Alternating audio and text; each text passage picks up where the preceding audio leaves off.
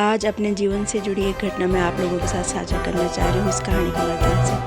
बहुत दिनों की है जब मैं अपनी माँ के साथ गाँव में रहा करती थी। तो गाँव हमारा बहुत बड़ा था और एक गाँव अगर बड़ा है तो हमारे एज ग्रुप के काफ़ी लोग रहते हैं। तो पूरे टाइम गाँव में घूमना फिरना, उन लोगों के साथ खेल करना और इसके साथ हम गाँव में काम काफ़ी कर लिया करते थे। होता है, सभी को पता होगा कि गाँव में बहुत जल्दी बच्चा काम करना सीख जाता है।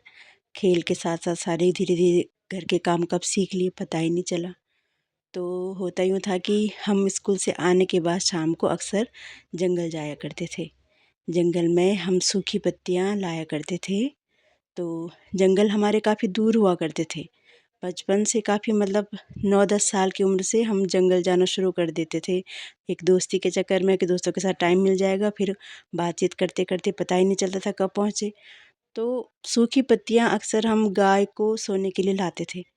सर्दियों के लिए जमा करके रखनी है एक अलग से कमरे में, तो उस इन पत्तियों को लाने के लिए हमारे इधर होता है एक ये कंडी, जो रिंगाल की बनी रहती है, बाँस कह सकते हैं इसे, उसकी बनी रहती है। तो उसमें हम क्या करते हैं, तो पत्तियों को इकट्ठा करके लाते हैं।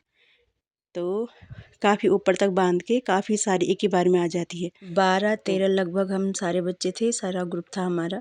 तो आते-आते हमें देर हो गई, तो अंधेरा हो गया। जंगल में पेड़ों की झुरमुट के नीचे अंधेरा ज़्यादा ही महसूस होता है।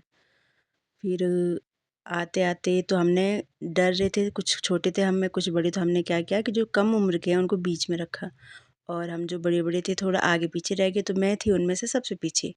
तो बचपन से ऐसा था कि डर थोड़ा कम ही लगता था। तो मैंने कहा चलो सबसे पीछे मैं रहती हूँ, फिर लाइन वाइज़ हम क्योंकि रास्ता जंगलों का पतला सा रहता है, तो हम पूरी लाइन लगा के घर आने लगी, पत्तियाँ गाय के लिए लाने लगी। तो उसके बाद एक नदी आती थी, नदी को पुल पार जैसे हमने पुल पार किया, तो एक अजीब-सी बात हुई मेरे साथ। मुझे ऐसा लगा कि पीछे से कोई आवाज़ दे रहा है। वैसे मैंने सुना था कि पीछे देखते नहीं अगर शाम का टाइम है।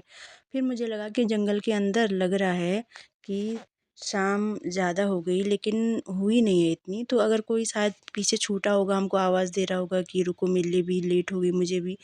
तो जैसे ही वो आवाज़ सुनाई दी, मैं पीछे की तरफ मुड़ ही गई। मैंने कहा देखी जाएगी, एक बार देख लेती हूँ। वहाँ पे कोई औरत या कोई लड़की तो दिखी नहीं, पर एक ऐसा लगा कोई आदमी खड़ा है और हाथ हिला के बोला है कि रुको ना रुको, मेरे लिए भी रुको, इधर आओ रुको।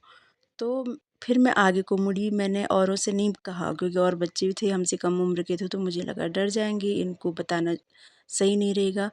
तो आँखों में धीरे-धीरे आँसू भरते जा रहे थे मेरे, ऐसा लग रहा था कि बस कैसे भी करके घर पहुँचे। तो जंगल के बाद एक बड़ा-सा मैदान सा आता है, तो मैं मतलब और बच्चे तो आपस में गा रहे, बात कर रहे, तो मैं चुप सी हो गई। अब होना ही था, पीछे कुछ ऐसा दिख गया था, तो चुपचाप आई, मैंने किसी से कुछ नहीं कहा। हिम्मत नहीं हुई दोबारा मुड़ के पीछे देखने की, क्योंकि उसके बाद वो आवाज़ सुनाई नहीं दी। तो उसके बाद जब हम गाँव पहुँचे, घर पहुँचे, तो मैं वो कंडी रखनी होती है गौशाला में, तो वहाँ पे गई, तो वहाँ पे मेरी माँ मेरा इंतज़ार कर रही थी। लेट होने की वजह से माँ परेशान हो रखी थी। तो जैसे ही मैं वहाँ पे आई, तो मैंने अपनी माँ को सारी बात बताई कि ऐसा-ऐसा हुआ, और फिर मैं बहुत ज़्यादा रोने लग गई कि माँ पता नहीं क्या था, कुछ ऐसी चीज़ थी जो हाथ हिला रही थी पीछे से। तो माँ उस समय कुछ नहीं कहा, माँ ने कहा कि जा तू घर जा, मैं आती हूँ। फिर घर पहुँच के उस शाम तो माँ से इस बारे में कोई बात नहीं हुई। सुबह स्कूल जाना होता था, तो फिर जब स्कूल से आई, फिर माँ ने ऐसे बताया कि कोई ऐसे शाम को घास लाते वक्त वहाँ से गिर के किसी की मौत हो गई थी। तो इस चीज़ ने ज़्यादा ही मुझे कुछ डरा दिया था। अभी भी वो चीज़, वो सारा वो साया याद आता है, तो मुझे अभी भी रोंगटे खड़े होते हैं मेरे। और मैंने ये खुद महसूस किया, खुद देखा है, तो इसलिए आपसे बता रही हूँ।